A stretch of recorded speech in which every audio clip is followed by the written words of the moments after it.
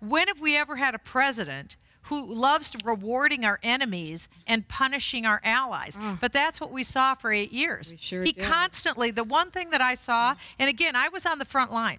I was behind closed doors on the front line watching what Barack Obama did. And the bottom line of what I saw he did to this country is that he enabled the goals of Islamic jihad. Iran couldn't have had a better president in the White House than Barack Obama, because he enabled their agenda.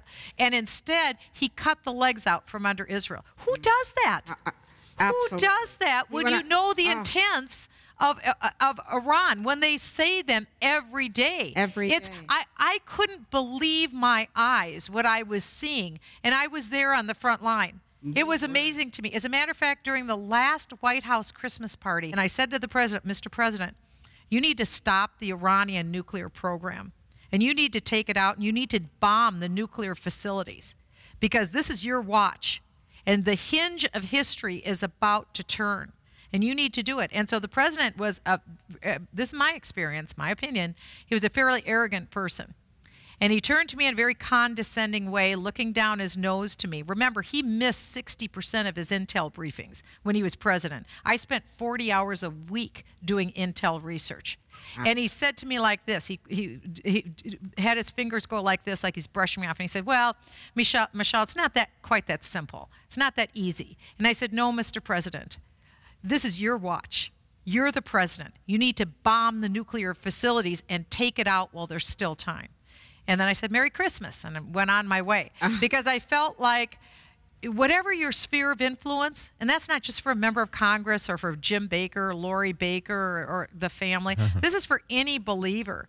You have a sphere of influence that nobody else has. And what I would say is use it. Use your sphere of influence. You have no idea. I mean, I was a member of Congress, okay?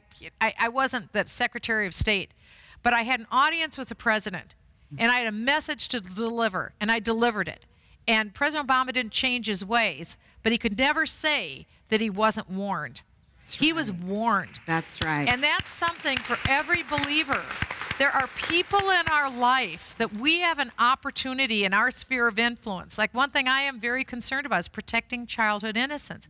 Maybe you run a business. Maybe you're buying ads. I don't know what it is, but we all have a sphere of influence. And as the Holy Spirit speaks to each one of us, we need to use those opportunities that God gives us to advance His kingdom and His glory, to make His name known, to make Him famous. Because we are living in the pinnacle of history. Think of that.